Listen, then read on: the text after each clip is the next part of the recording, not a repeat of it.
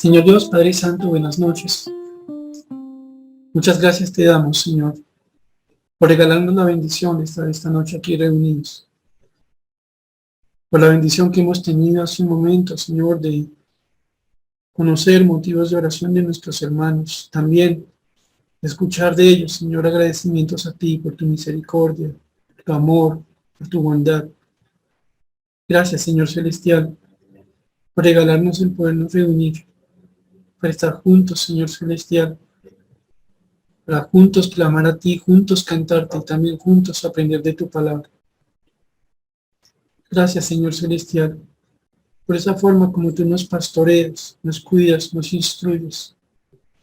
Gracias, Señor, porque en verdad muestras tu amor para con nosotros todo el tiempo.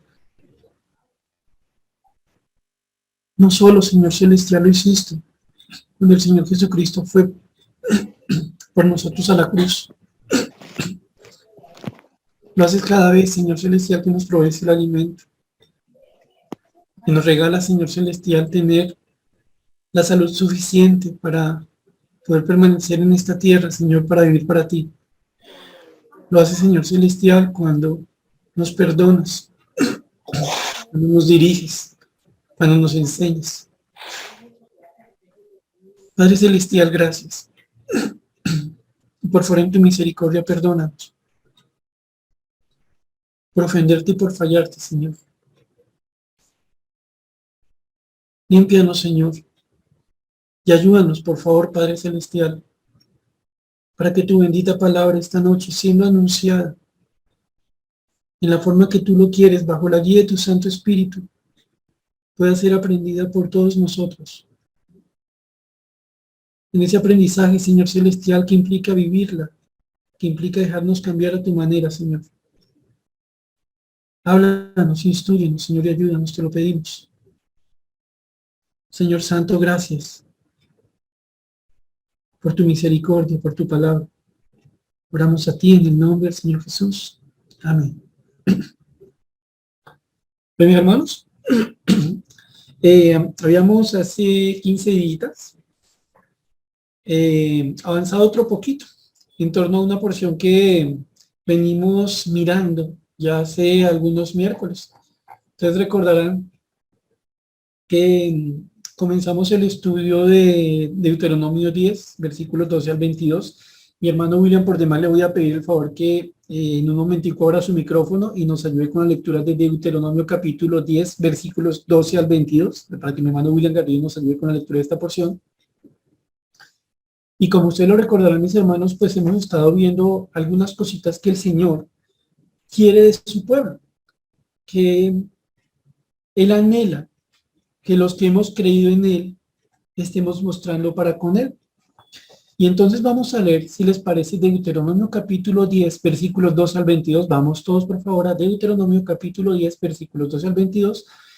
Y le voy a pedir fuera a mi hermano William Garrido que nos ayude con la lectura de esta porción. Repito, vamos todos, por favor, Deuteronomio capítulo 10, versículos 12 al 22. Vamos a esperar 10 segunditos para que todos lleguemos allá y avanzamos con la ayuda del Señor en el estudio de esta porción. Si quiere, mi hermano William, por favor, ayúdenos con la lectura de Deuteronomio 10, versículos 12 al 22.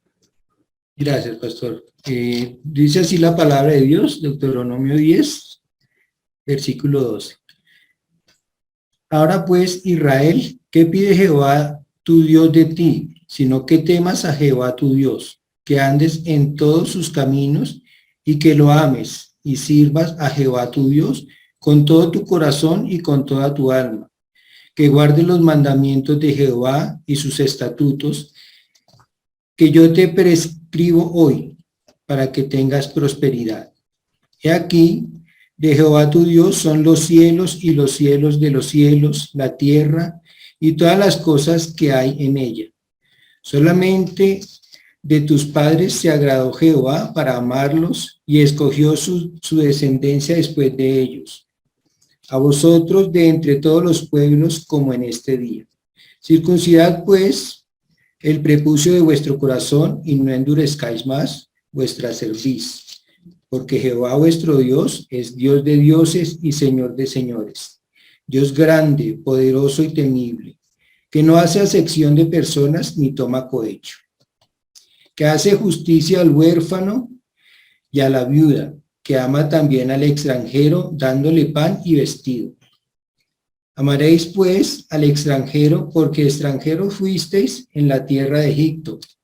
A Jehová tu Dios temerás, a él solo servirás, a él seguirás y por su nombre jurarás. Él es el objeto de tu alabanza y él es tu Dios, que ha hecho contigo estas cosas grandes y terribles que tus ojos han visto. Con 70 personas descendieron tus padres a Egipto y ahora Jehová te ha hecho como las estrellas en multitud. Hermano William, muchísimas gracias y ahí lo exhorto a que esté listo para estar leyendo varias veces hoy, posiblemente, o sea, según el Señor, que dispone Bueno, con sí, señora. la voz. Y entonces acabamos de leer, mis hermanos, una porción en la que el Señor le está diciendo a su pueblo que quiere. Están por entrar a la tierra prometida, 40 años siendo tratados en el desierto, pero como ustedes lo entienden, mis hermanos, el trato de Dios en nuestras vidas dura toda la vida. Y entonces estuvimos viendo nuestra reunión pasada o antepasada, para ser más precisos, algo que el Señor dice. Versículo 12 de Deuteronomio 10, ahora pues Israel, ¿qué pide Jehová tu Dios de ti? Sino que temas a Jehová tu Dios, que andes en todos sus caminos y que lo ames. Y ustedes recordarán que cuando estuvimos viendo este deseo, que a su vez es un mandato por parte del Señor para con los que hemos creído, porque sin duda alguna, aunque el Señor está diciendo esto directamente a Israel, para nosotros como los que hemos también creído en el Señor, esto se convierte en una aplicación directa. Y entonces nosotros estuvimos viendo un poquito ahí de Deuteronomio capítulo 6, pero incluso, perdónenme, antes estuvimos hablando un poquito sobre realidades en torno al amor que vemos en el Antiguo Testamento. Y ustedes se acordarán que nosotros vemos que este afecto, que es el amor en el Antiguo Testamento, no es cualquier afecto. Es algo tan poderoso como para tener la capacidad de consolar a una persona en las más difíciles de las circunstancias. Y entonces hablábamos aquí de cómo el amor que sintió Isaac para Rebeca fue un instrumento de la consolación de Dios para Isaac, pues él había perdido a su mamá. Entonces nosotros vemos qué tan fuerte es el amor, pues es capaz de consolar. También nosotros estuvimos viendo que este amor habla de lo que se tiene como sumamente valioso, la reacción del corazón hacia lo que realmente es valioso. Y nos acordamos acá como el Señor hablaba del amor que tenía Abraham por Isaac. Este amor es tan valioso, tiene tal importancia, es en tal manera verdadero, que hace que una persona como un esclavo, cuando llegue el tiempo de ser liberado, tome la decisión de, por amor a su Señor, por amor a su esposa, por amor a sus hijos, renunciar a volver a su libertad. La decisión de un esclavo que por amor, repito, a su Señor, a su esposa, a sus hijos, dice, no, yo voy a seguir siendo esclavo.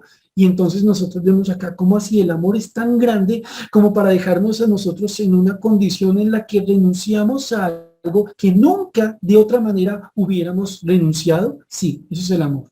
Algo que nos lleva a nosotros a hacer cosas que de otra manera no hubiéramos hecho. Cuando nosotros hablamos del amor, también veíamos ese amor que tenía Israel para con David. ¿Por qué? Porque el amor implica reconocer lo que otro hace por uno. Y veíamos cómo Israel reconocía a este David como este líder militar, el que salía al frente en las batallas, y lo amaban por eso. Y después de esto quisimos estudiar un poquito de Deuteronomio capítulo 6. Y en Deuteronomio capítulo 6 nosotros pudimos encontrar bajo la guía del Señor varias cositas. El papel de la palabra de Dios en la vida del que ha creído en Dios, y como en medio de eso, en medio de ese conocer a Dios, ese obedecer a Dios, ese vivir a Dios, ese hablar de Él constantemente, ese tenerlo como en nuestros ojos, como en nuestras manos. En medio de eso nosotros encontrábamos una declaración que vamos a tener hoy presente. Nadie es como Dios. Y si yo entiendo que nadie es como Dios, entiendo por qué amar a Dios es algo distinto a cualquier otro amor. ¿De qué amor hablamos? Ese amor que es poderoso como para consolar en el mayor de los dolores.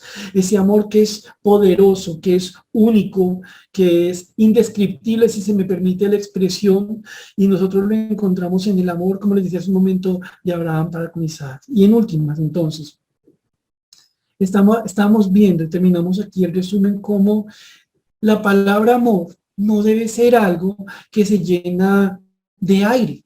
No debe ser algo que solo se usa por usar como para que suene bonito, sino que implica unas realidades tan absolutamente grandes, genuinas y poderosas, que cuando Dios nos dice a nosotros que lo debemos amar a Él, nosotros no estamos pensando en un vallenato cristiano. Estamos pensando en lo que implica amar. Y así, mis hermanos, vamos a avanzar otro poquito, si les parece. Entonces voy a pedirles un favor. Vámonos a Marcos, repito, capítulo 12, versículos 28 al 34. Seguimos el estudio de algo que Dios quiere de cada uno de los aquí presentes, que lo amemos. ¿Vale?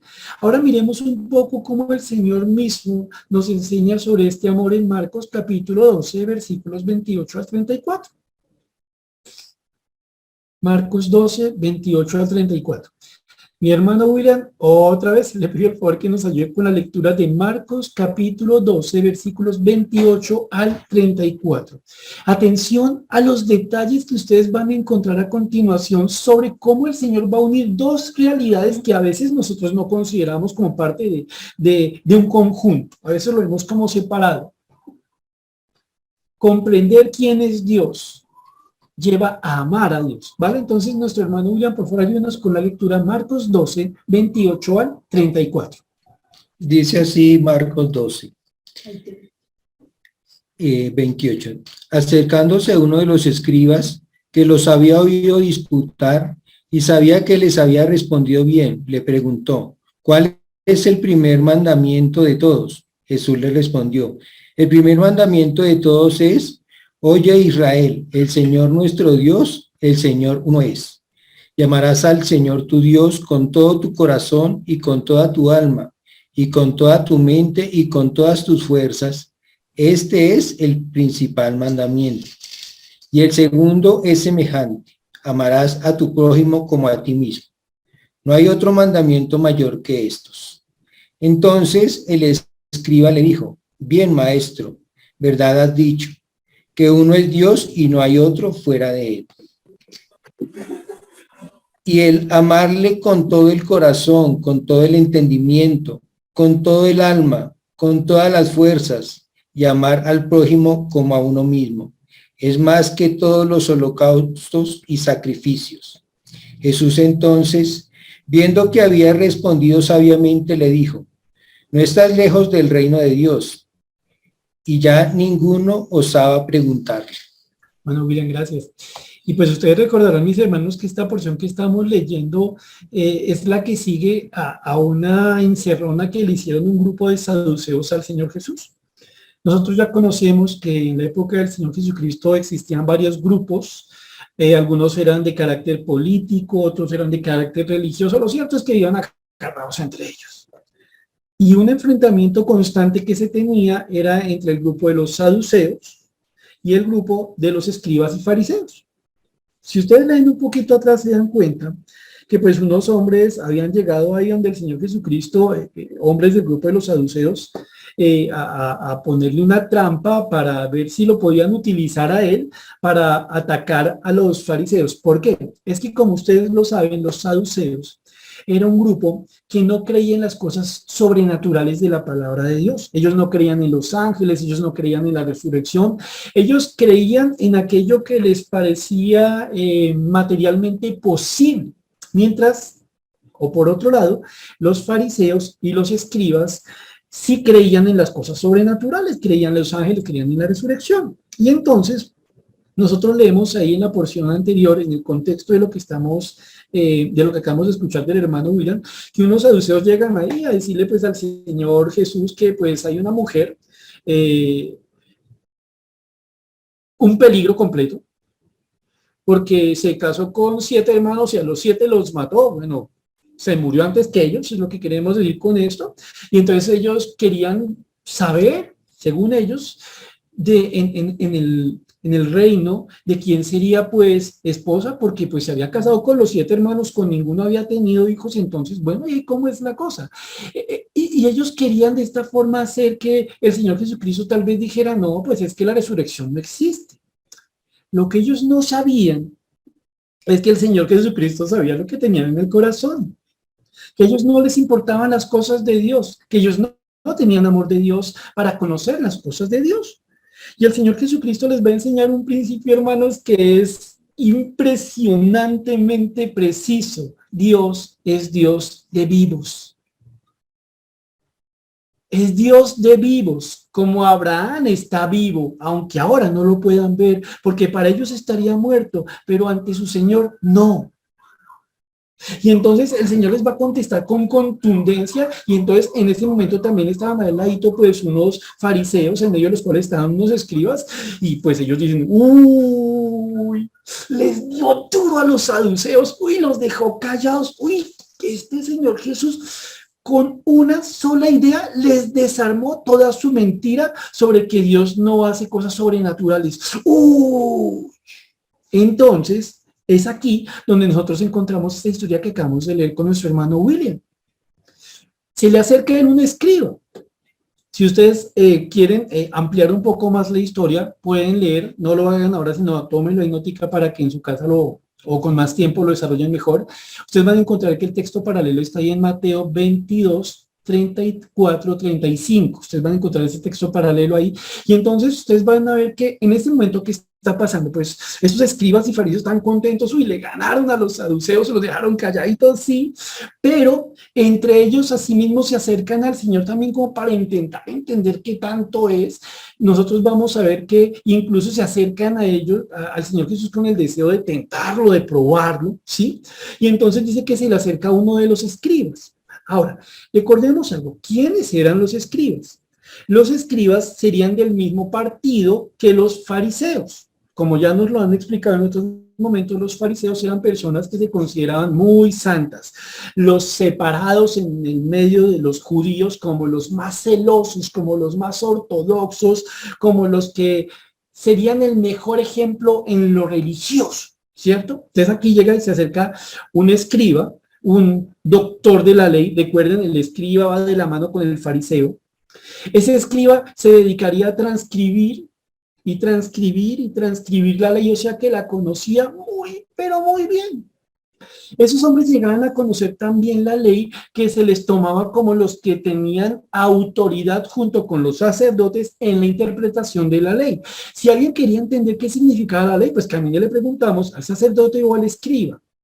Entonces estas personas conocían mucho de la ley, pero ellos habían caído en el error que fácilmente uno puede caer, querer ayudarle a Dios. Y entonces ellos decían, bueno, la ley dice tal cosa, guardarás el día de reposo. ¿Qué hacemos? No, pues toca meterle algún significado, porque guardar el día de reposo suena como muy abstracto, como que puede ser cualquier cosa. No, pues fácil. Nosotros con la interpretación vamos a decir qué es lo que significa y cómo se cumple. Entonces, guardar el día de reposo significará que un escriba no podrá llevar una pluma con las que se escribe en su cuerpo, no podrá llevar consigo una pluma, porque si lleva una pluma eso es trabajar. ¿Por qué? Porque él trabaja con las plumas.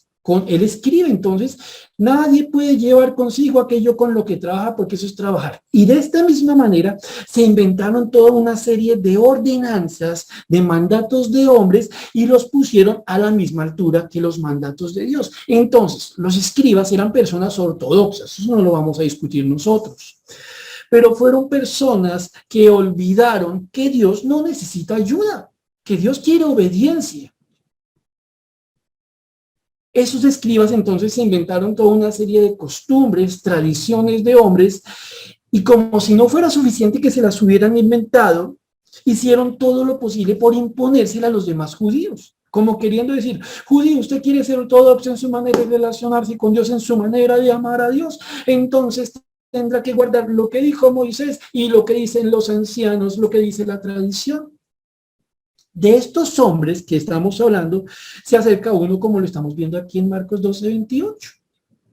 Y se acerca al Señor Jesús habiendo escuchado hace un momento lo que pasó con los saduceos. Y le hace una pregunta, versículo 28.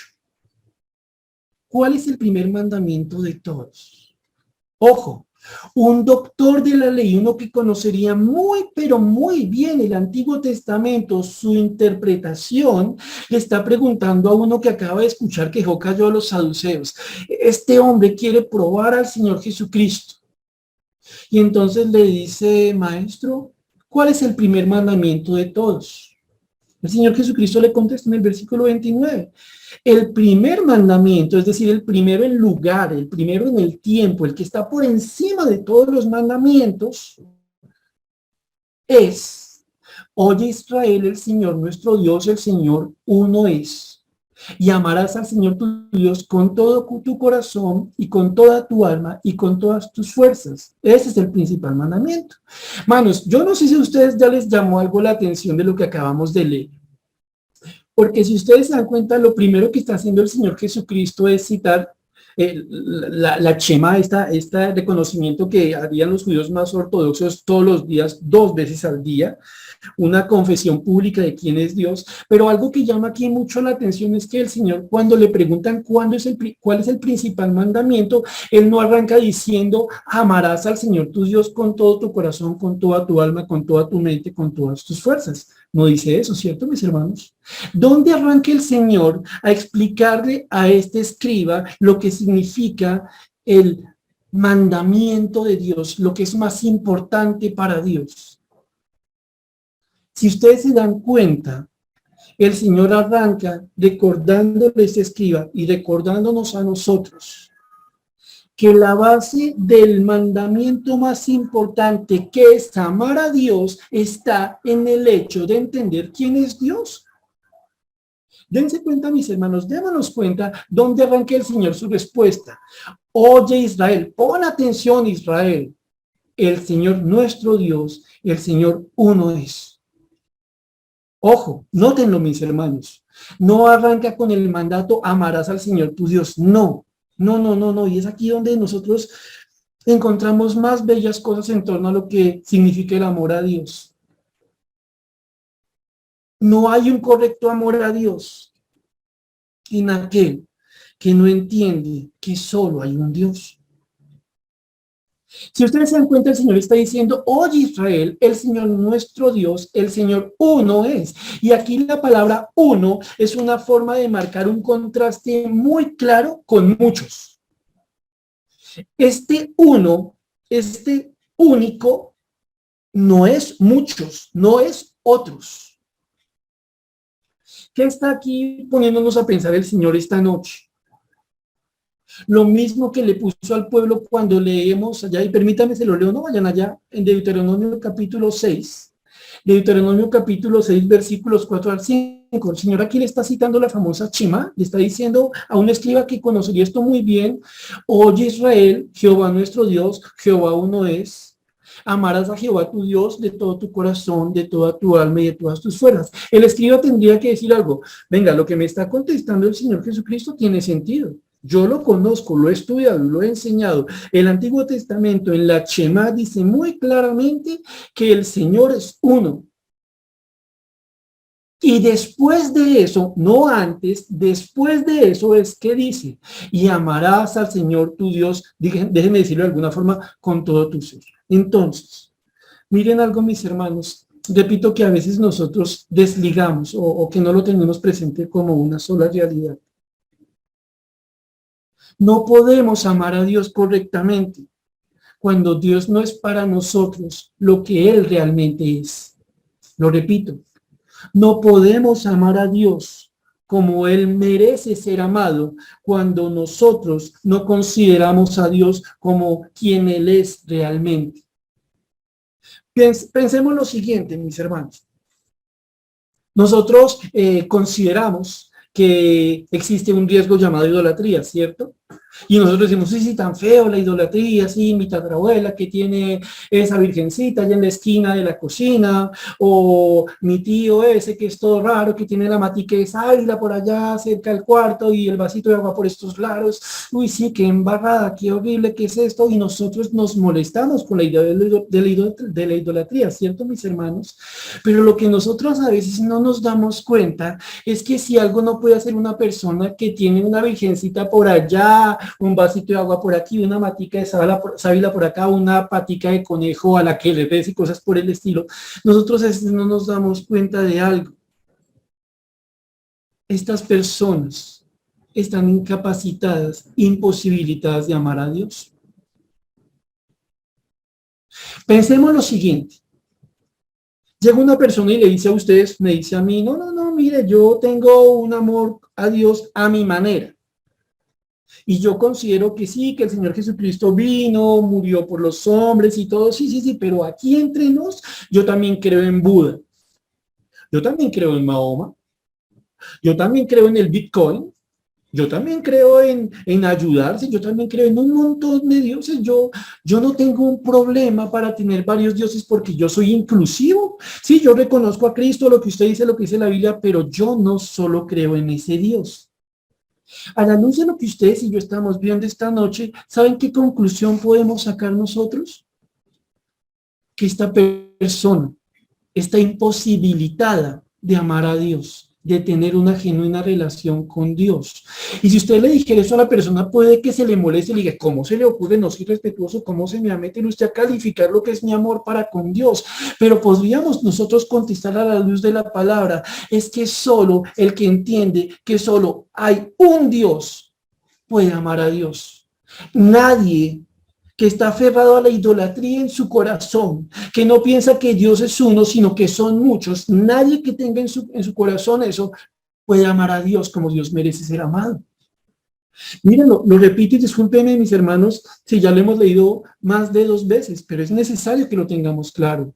Oye Israel, oye creyente, Jehová nuestro Dios, Jehová tu Dios, Jehová uno es. No hay otro como él. Solo si entendemos esto, solo si partimos de esta realidad absoluta, entonces podemos comprender la segunda parte. Y amarás a Jehová tu Dios con todo tu corazón, con toda tu alma y con todas tus fuerzas. En este punto, repito, podríamos hablar con una persona que dice que puede amar a Dios a su manera practicando abiertamente la idolatría. Pero claro, mis hermanos, que aquí nos tenemos que poner a pensar, ustedes y yo, pensar en qué podría preguntar alguno de los presentes. Pensar en si nosotros entendemos quién es Dios para nosotros. Dios no debe ser para ustedes o para mí lo que nosotros nos inventamos. Dios no debe ser para ustedes ni para mí lo que nos gusta que sea Dios. Porque Dios es quien es Él. Porque nadie es como Dios. Porque la única forma en que yo puedo amar al Dios de la Biblia es conociendo al Dios de la Biblia y llegando a una conclusión. En tanto solo hay un Dios, solo puedo amar a uno como se ama a Dios. ¿Cómo? Con todo el corazón, con toda la mente, con todo el alma y con todas las fuerzas. Y si ustedes se dan cuenta entonces, ¿dónde arranca el amor a Dios? Lo repito, en que entendamos quién es Dios. Tal vez a ustedes les ha pasado como a mí, que a veces nosotros nos damos cuenta evaluando nuestro amor para con Dios y nosotros nos podemos llegar a sentir muy corticos en el amor a Dios. O sea, a veces le cantamos al Señor, cuánto te amo Dios, y por dentro como que nos le china el alma porque dicen, no, pues amamos muy poquito a Dios. Como que nos cuesta decir a Dios que lo amamos. Y yo entiendo, crecemos en el amor hacia nuestro Dios, pero a veces ustedes y yo debemos de conocer un asunto. No, es que yo siento que en el momento de mi vida cristiana en el que el Señor me tiene, yo no lo amo lo suficiente. Ay, ¿será que me toca calentar el corazón con un mechero ahí adentro? Ay, ¿será que me toca ponerme a repetir, yo amo a Dios, yo amo a Dios, yo amo a Dios, yo amo a Dios? ¿Qué será lo que me falta?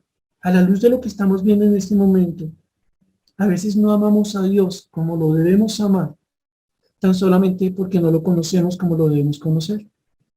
Porque entre más conocemos a nuestro Dios, más nos damos cuenta que solo Él es Dios y el amor es un asunto mucho más natural. Por eso el Señor Jesucristo le está contestando aquí a este escriba, no desde ame al Señor su Dios, no, primero entienda quién es su Dios, escriba.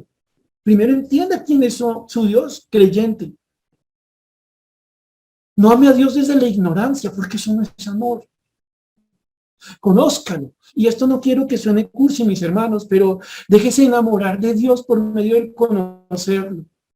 Cada que usted abra esta Biblia, cada que usted se ponga a leer y se dé cuenta que está escuchando de Dios, dése cuenta de algo. Dios le está ayudando, Dios nos está ayudando a amarlo un poco más.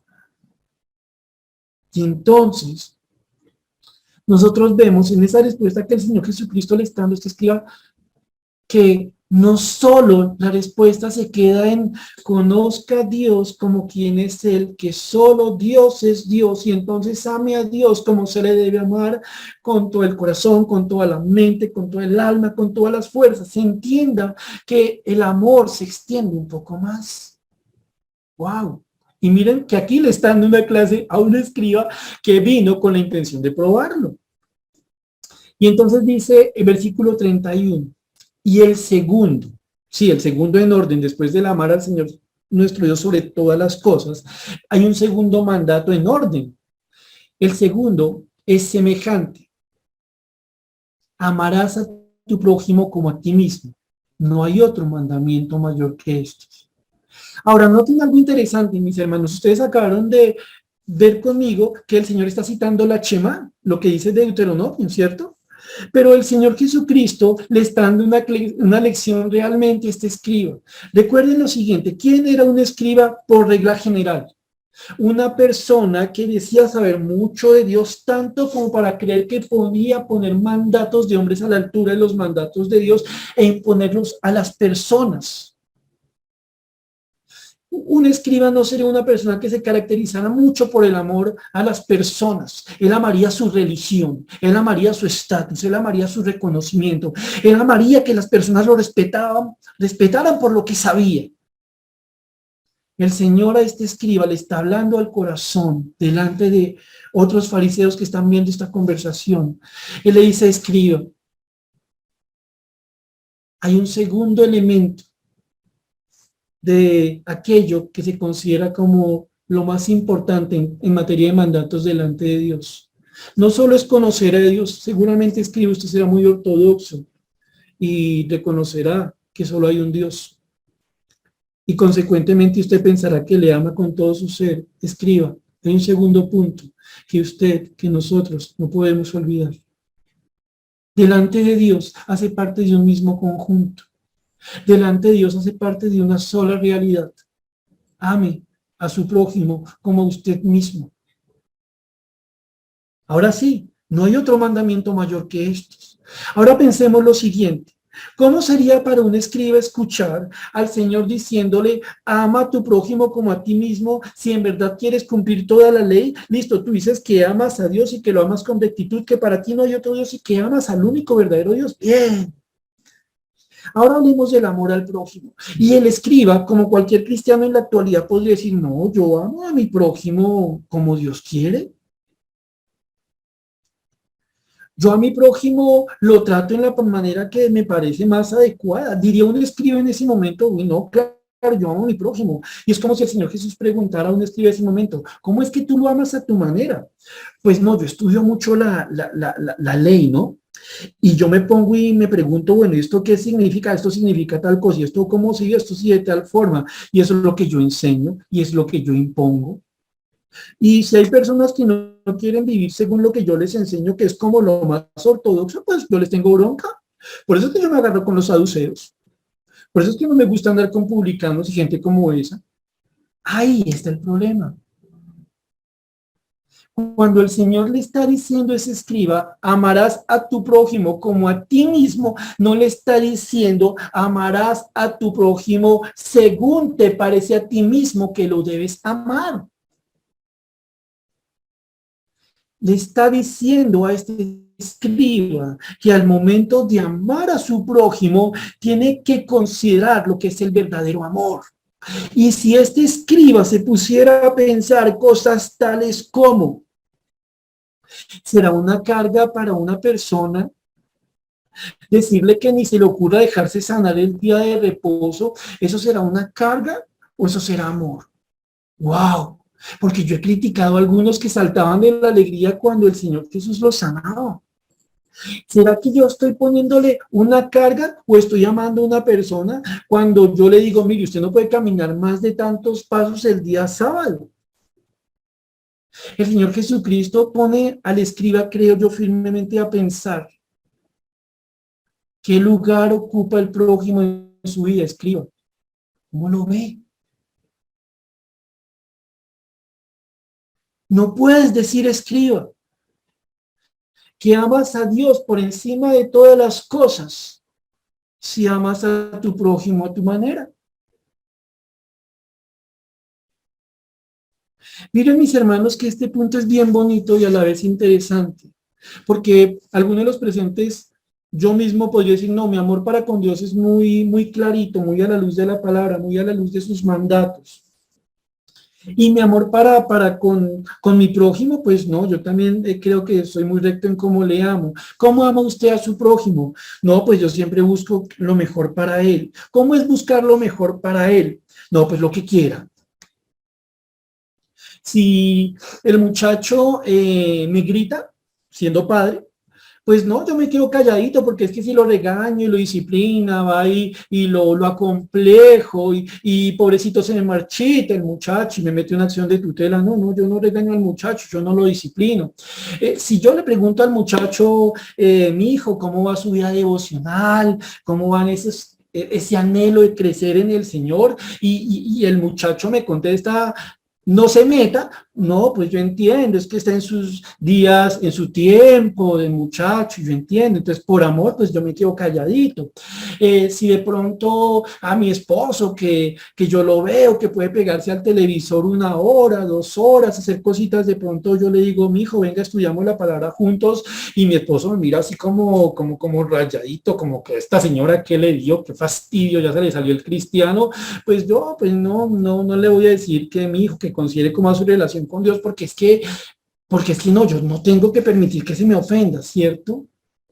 En últimas, tal vez mis hermanos, a ustedes les ha pasado como me ha pasado a mí, que a veces nosotros creemos que amar a nuestro prójimo es hacer todo lo posible por estar bien con nuestro prójimo. Pareciera que la persona que más ama a su prójimo es el que le cae bien a todo el mundo, ¿cierto? Pero en eso no nos podemos equivocar. Vayan conmigo, por favor, a Lucas 14, versículos 25 al 27.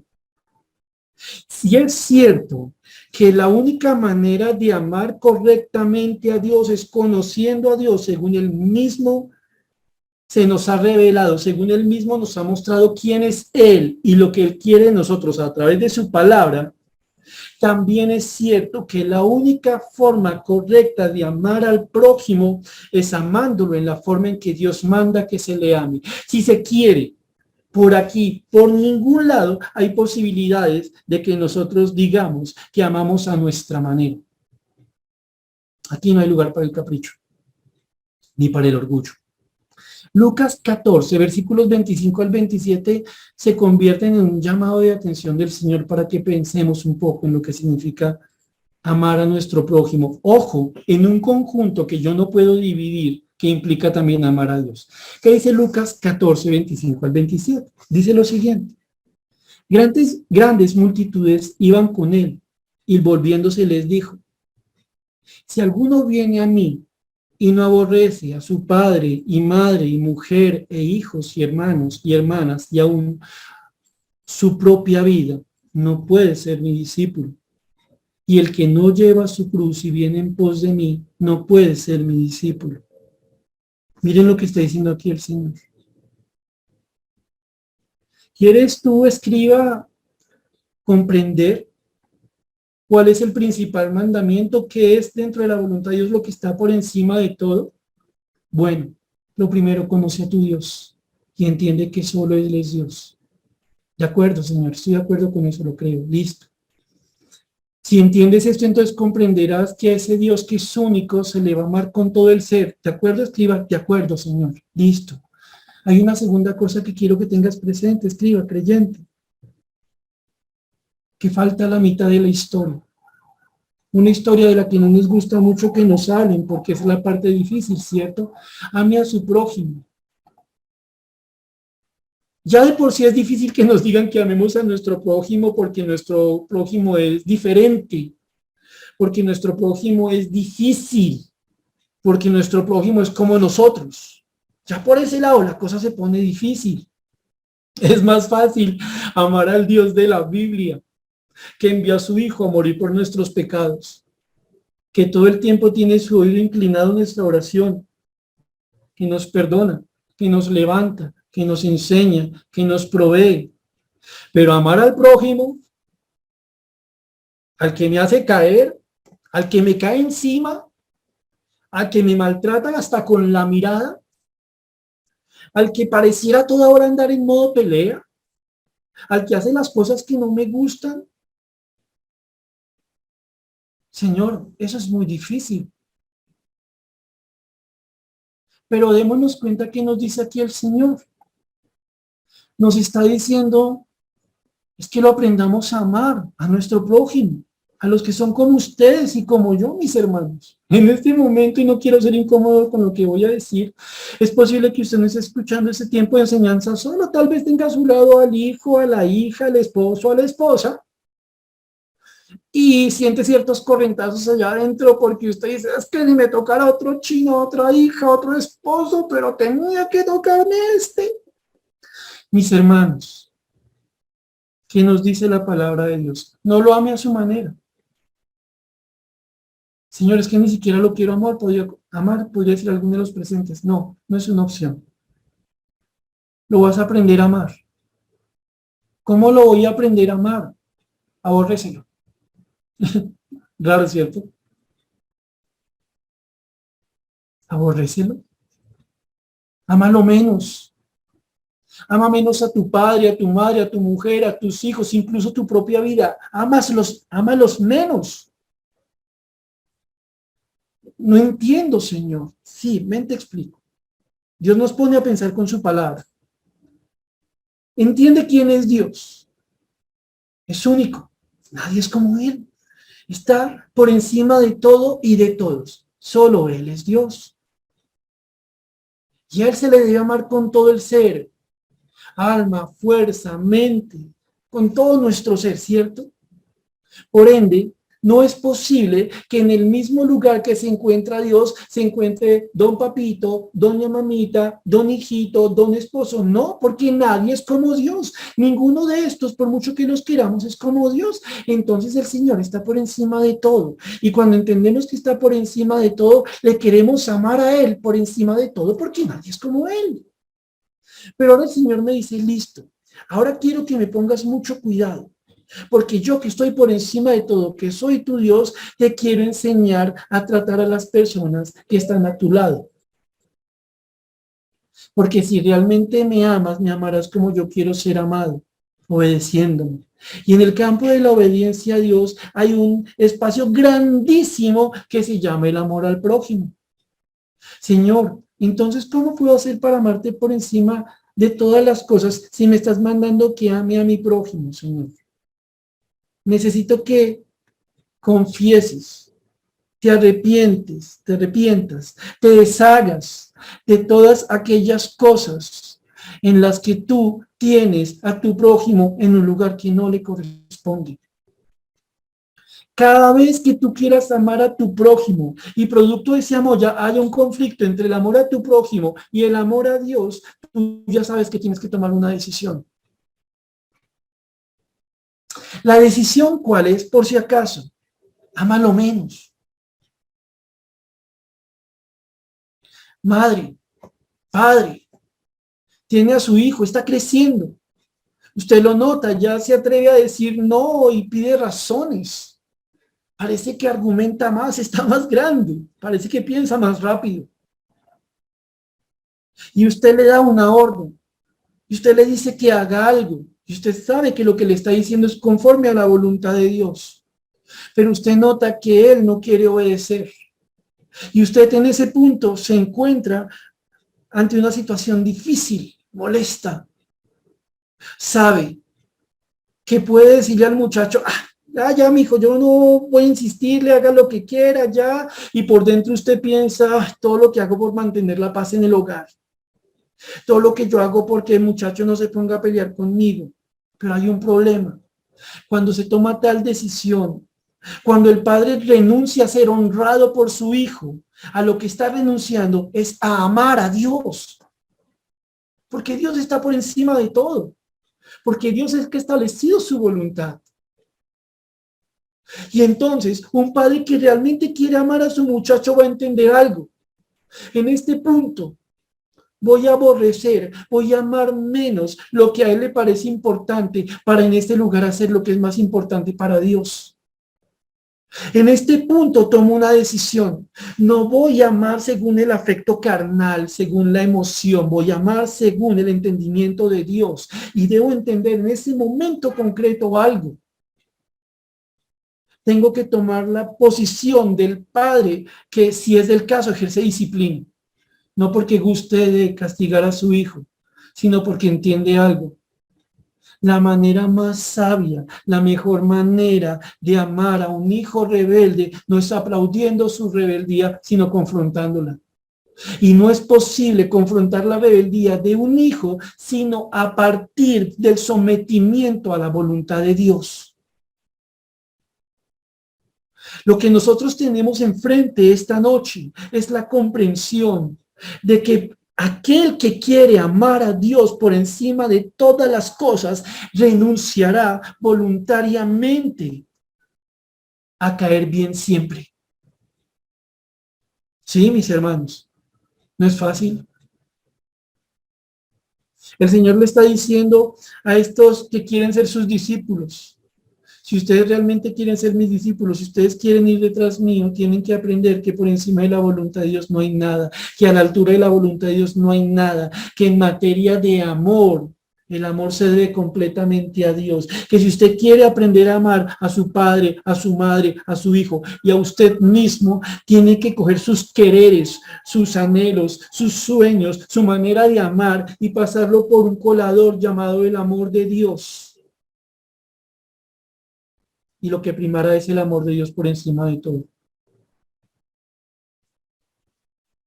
Esta porción que el Señor está citando aquí cuando le dice el segundo es semejante, amarás a tu prójimo como a ti mismo, es una cita que el Señor le está haciendo al escriba de Levítico 19:18. Se los leo.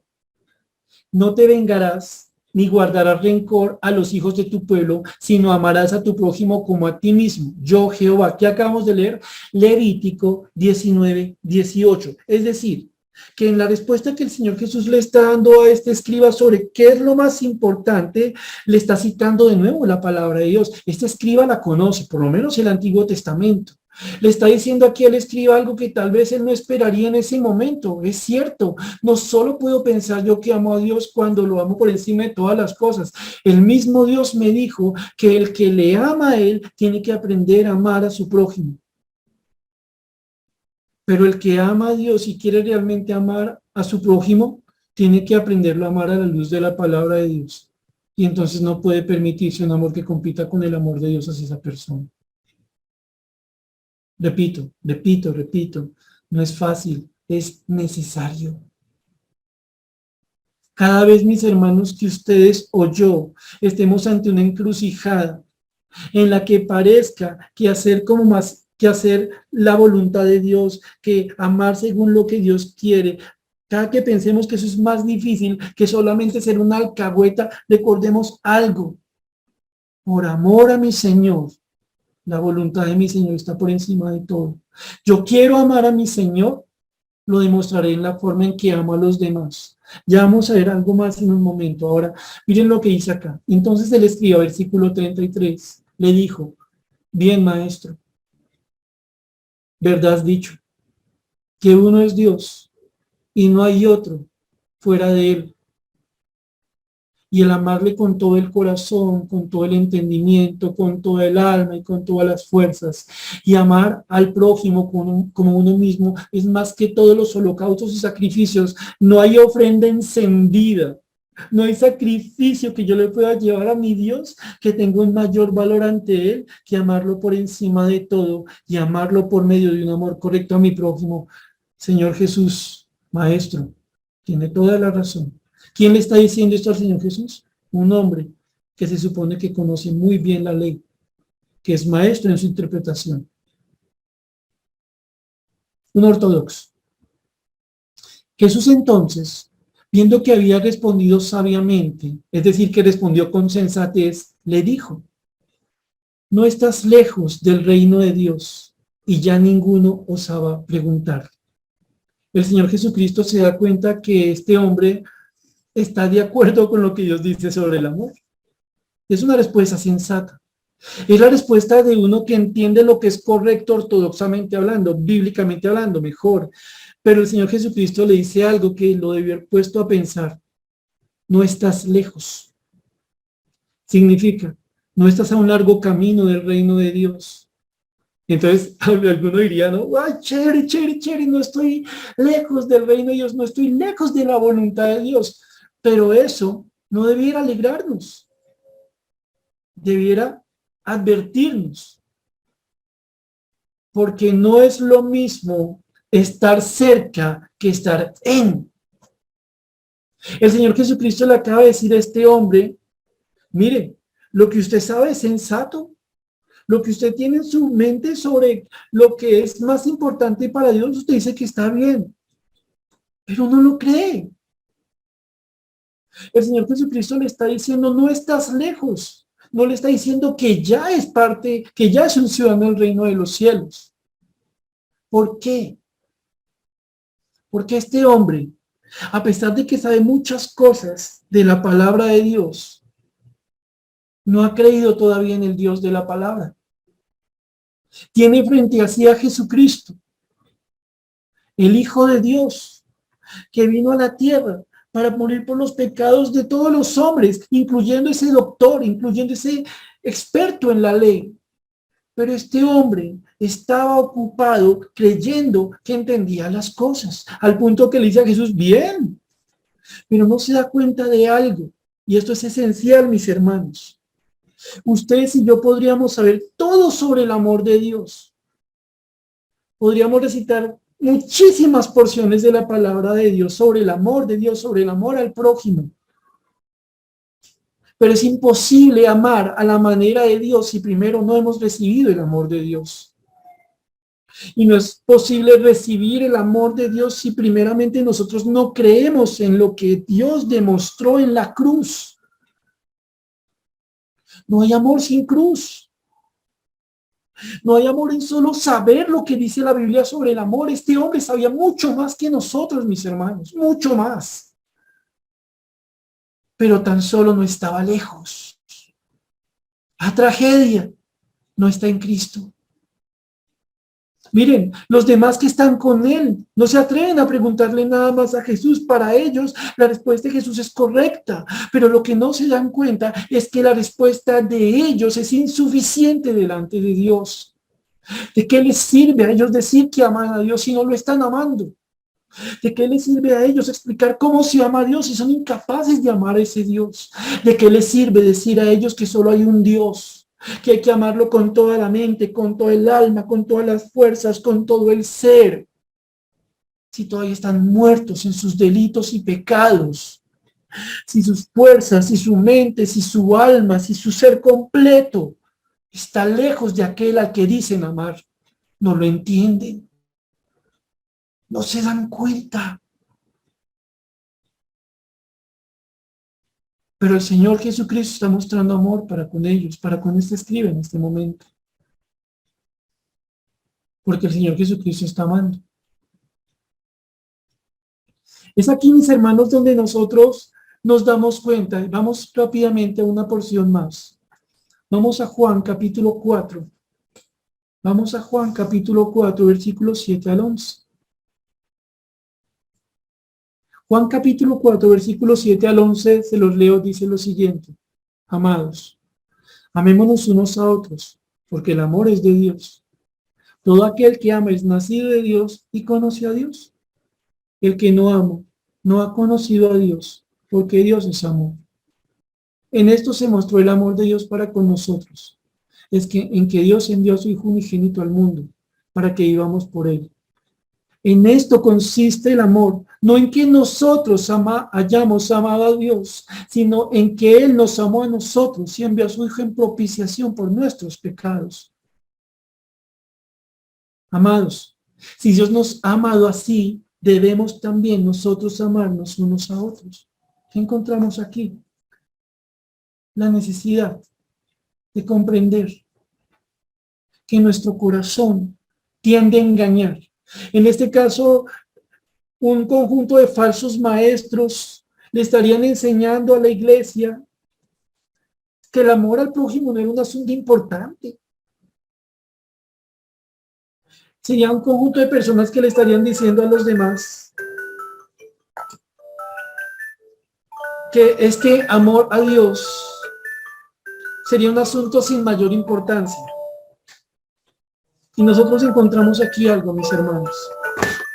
Les presento excusas que me está sonando la alarma de una pastilla, perdón, hermanos, por favor. Perdón. Aquí el Señor les está poniendo a ellos a pensar algo. La única forma de amar a Dios es habiendo recibido primero el amor de Dios. ¿Saben, mis hermanos, otra de las cosas que nos tiende a pasar a nosotros? Nosotros pensamos que amamos más a Dios de lo que realmente le amamos, porque lo amamos en nuestras fuerzas, porque lo amamos a nuestra manera, porque se nos olvida que para amar a Dios nosotros primero tuvimos que recibir el amor de Dios, y no un amor de Dios de cualquier clase, sino el amor de sacrificio, el amor de entrega. Solo el que recuerda lo que Dios hizo por él, la entrega de Jesucristo en la cruz, ha recibido entonces realmente el amor de Dios y es capaz de comenzar a amar a otros. Y terminamos con un versículo. Y vamos nosotros a 2 Corintios, capítulo 5, versículos 14 y 15. 2 Corintios, capítulo 5, versículos 14 y 15, nos permite leer lo siguiente.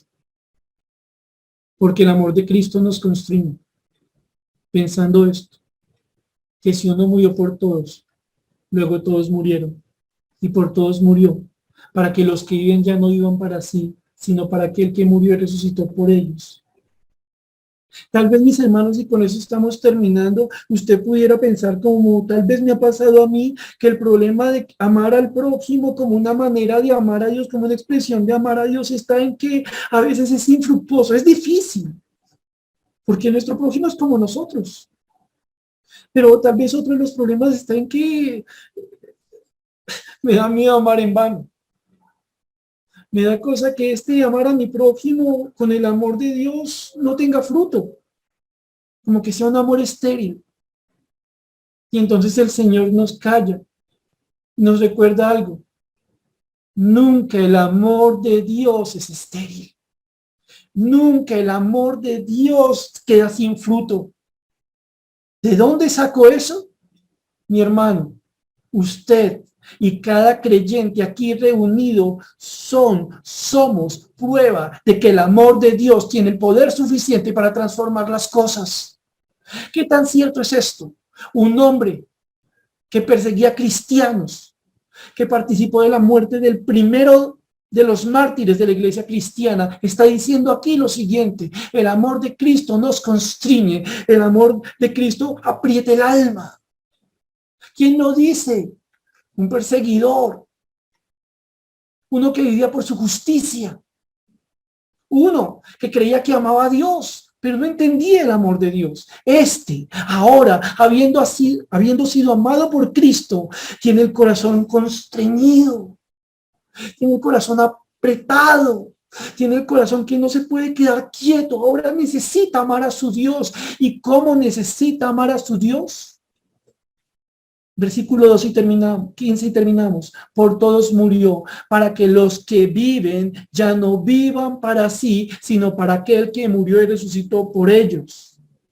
El amor del Señor hace que una persona que reconoce el amor de Dios en su vida piense en dejar de vivir para sí y pueda vivir para los demás.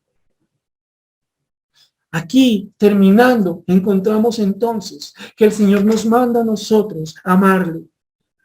Mas para amarle es necesario conocerle y reconocer quién es Él. Y entonces, consecuentemente, amarlo con todo nuestro ser y comprender algo. El amor verdadero es como Dios real. Y el amor se muestra. Y el Señor nos pone enfrente una serie de personas difíciles de amar, como nosotros somos difíciles de amar para ellos. Y nos recuerda aquí, terminando, una cosita. Mi amor lo va a constreñir a usted, creyente, a mí.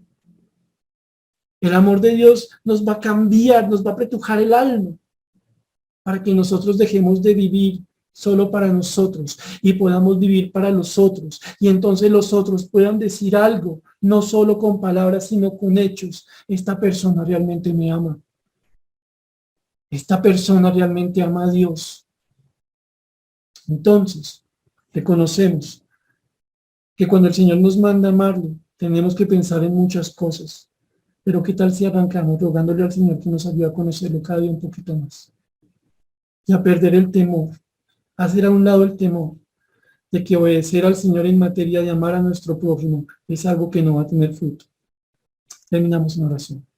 Padre bendito y Señor Dios, te damos gracias por la bendición que hemos tenido esta noche de hablar, de estudiar, de pensar sobre tu amor, Señor. Nos das un mandato, amarte.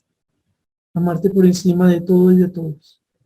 Para eso, Señor, necesitamos conocerte más y mejor cada día.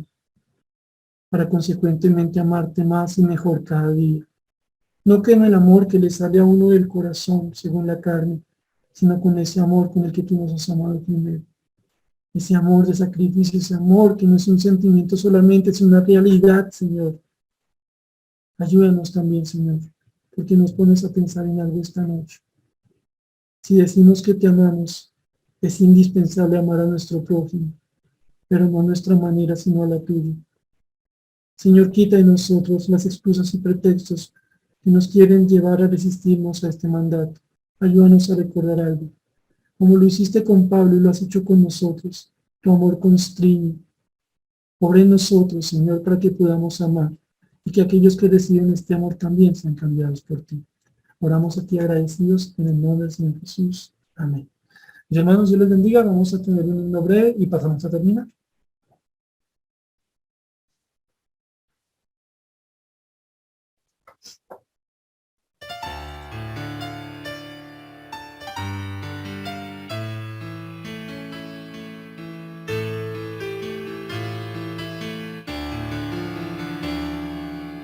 Oh, qué amor, qué inmenso amor, el de mi Salvador. Oh, qué amor, qué inmenso amor, el de mi Salvador. Dios desde el cielo al Salvador mandó a morir por mí, por ti murió, por mí murió, Dios sangre carne sí. Oh, qué amor, qué inmenso amor, el de mi Salvador.